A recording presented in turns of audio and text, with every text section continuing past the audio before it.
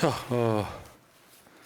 지금 뭐 여러 가지 썰들이 나오는데요. 진짜 뭐 어저께 추미애 전 대표의 이야기가 아닌데라도 정권 말기 현상처럼 보여요. 그게 또 오늘 이제 박영선 전 장관이 이제 뭐 쓴 SNS가 또 회자되고 막 이러고 있는데 그냥 내가 결론부터 말씀드릴게요. 넌 끝났어. 그냥 끝났다고요. 이거는 사람이라는 게 그런 거지. 내가 이 사람하고 정말 폭정에 시달려갖고 이혼할 결심을 하고 있는데 마음이 돌아서요. 무릎 꿇고 석고대죄를 1년 내내 해도 부족할 판에 이상한 짓 하고 있잖아. 그러니까 지금 어제 이제 추미애 대표가 그런 이야기를 했었죠. 박영선 총리 설에 박근혜 정부 탄핵 직전 분위기랑 유사하다. 요거는요, 추세라는 건 무서운 거예요. 윤석열을 막아낼 힘이 보수한테 없는 거예요. 국회도 그렇게 안 됩니다. 그러니까 이제 뭔가 해보려고 용을 쓰는데 사실은 안 먹히고 있는 거거든요. 그렇죠. 이게 있어. 내가 항상 드리는 말씀, 상가집 이론이라는 게 있다고요. 교통사고를 내서 사망사고를 냈어요. 그 가해자가 구속이 안 된 상태이면 상가집에 가잖아요. 그럼 처음에 왔을 때 상가에 있는 유족들이 뭐라 그래요? 멱살 잡고 그렇죠. 막 때리고 욕하고 그렇지 뭐 않습니까? 그러죠. 예. 그래도 계속해서 죄송하다고 고개 숙이고 무릎 꿇고 빌면 육개장 한 그릇 내줍니다. 먹고 가라고. 그게 국민들 마음하고 좀 비슷할 수 있는데 하는 짓 보면 뺀질뺀질하고 용기가 없는 거. 진짜 용기는 사과할 용기거든요. 사과하실 용기가 없으면 세상 살 가치가 없는 거예요. 완벽한 사람은 없으니까. 근데 본인은 이 대가리 속에 자기는 완벽하다고 생각하잖아요. 열심히 했는데 국민들이 몰라준다 했잖아. 근데 그런 건데 그 박근혜 대통령 때, 박근혜 때 김병준 총리를 지명했었잖아요. 김병준은 노무현 대통령 때 사람이고.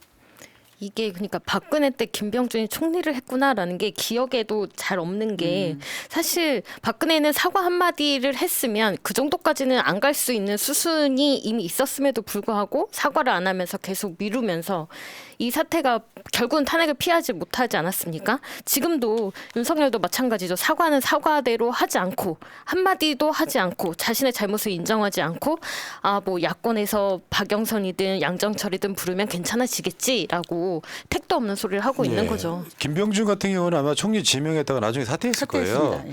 그래서 황교안이 대통령 권한대행을 네, 했던 그렇죠. 기억이 나는데 이런 짓 하는 거예요. 이게 무슨 의미가 있습니까? 그리고 어저께 박영선 국무총리, 양정철 비서실장 여기다가 김종민도 나와요. 김종민한테 무슨 자리 하나 주겠다 이렇게까지 나왔었는데 공식적으로는 부인했죠. 검토한 바 없다 그랬는데 나중에 보도를 보니까 박영선, 양정철 유력 검토 맞다. 내부에서 이렇게 얘기가 나오는 거고 이걸 누가 또 언론에 흘렸다 마냐 이런 논란들이 있었단 말이죠. 문제는 여기서 이제 저 경향신문 헤드라인 보시면 비선 개입 의혹이 나옵니다. 누굴까? 그러니까 그 부분을 좀 보면은 그 제가 알아본 바로는 그 홍보수석 이도윤이가 기자들한테 뿌렸다라고 합니다. 그런 상태에서 이제 그러니까 과연 누가 그런 얘기를 비선 얘기 나오는 부분 중에 하나가 뭐냐면 그 동아일보 사설에서요 이런 이야기가 나옵니다.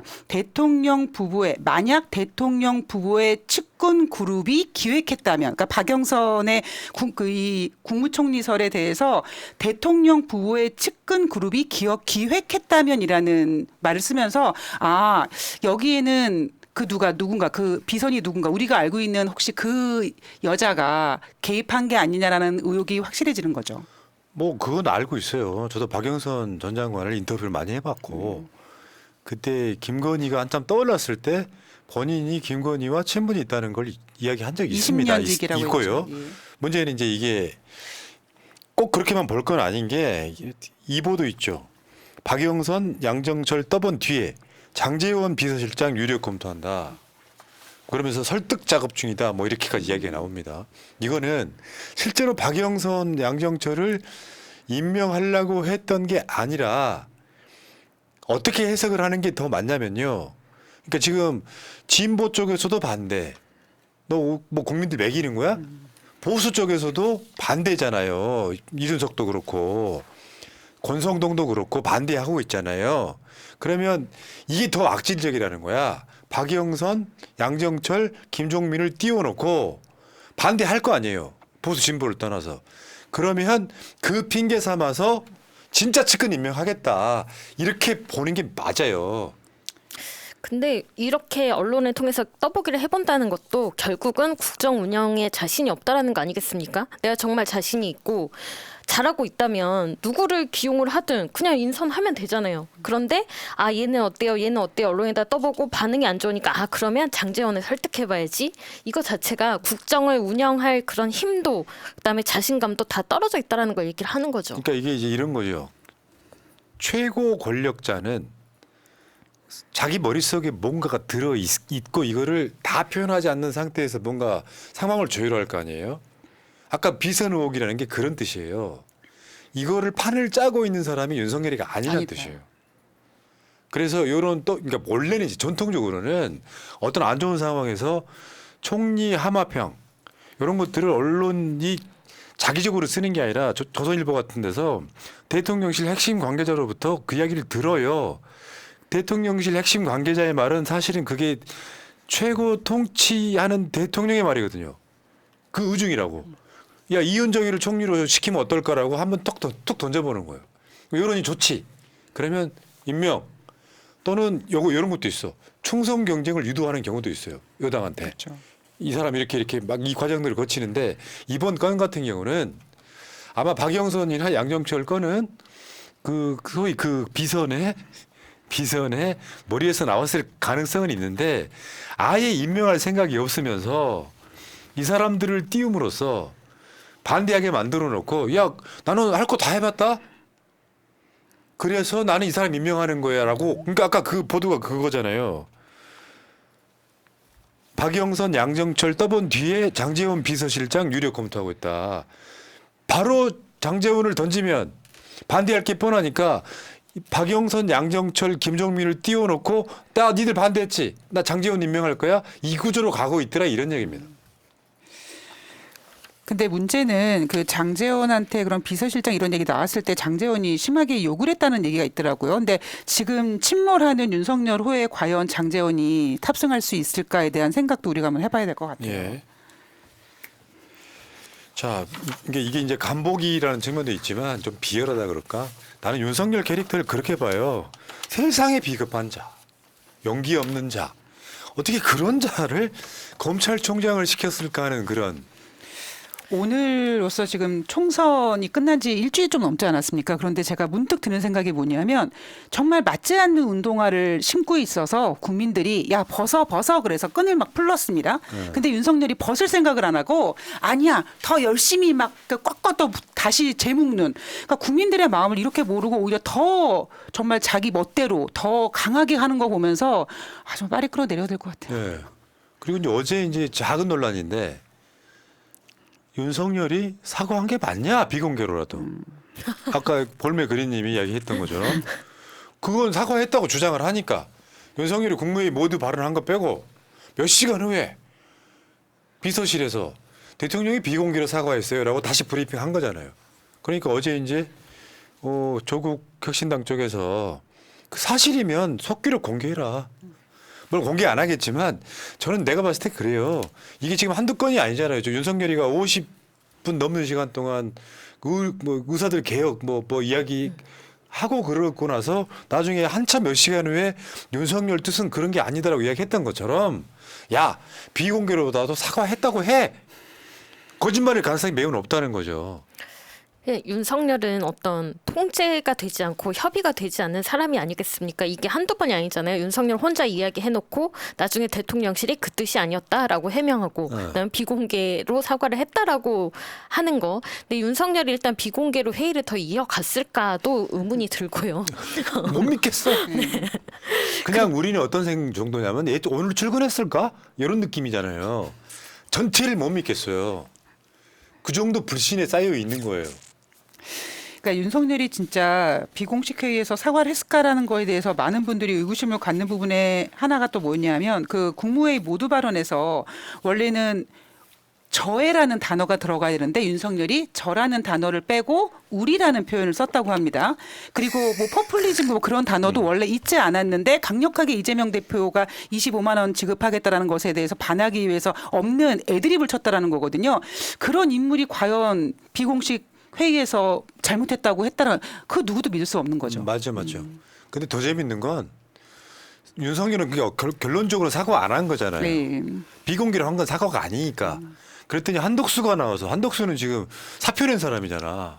한덕수가 나와서 사과한 또 그 논란 또 있었는 거예요. 그러니까 그냥 찌질해. 내가 일국의 대통령한테 이런 표현 쓰는 건 미안하지만 비루하고 찌질해.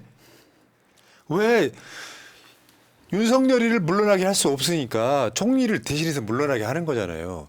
근데 내가 그랬어. 한덕수가 사과했다고 그러니까 씨발 총선이 한덕수 심판이었구만. 이게 말이 되냐고. 그러니까 조중동도 지금 윤석열이 그런 태도를 보이고 있는 거에 대해서 계속 지적을 하고 있고, 그리고 지금 이 정부는 위험에 처해 있다라고 얘기를 하고 있는데 본인이 나서서 어떻게 해결할 방법은 없고, 대통령실은 어쨌거나 이 윤석열이라는 어떤 허수아비, 이 사람을 유지를 해야겠기 때문에 이렇게 어이없는 한 총리의 대리 사과가 나오는 거죠.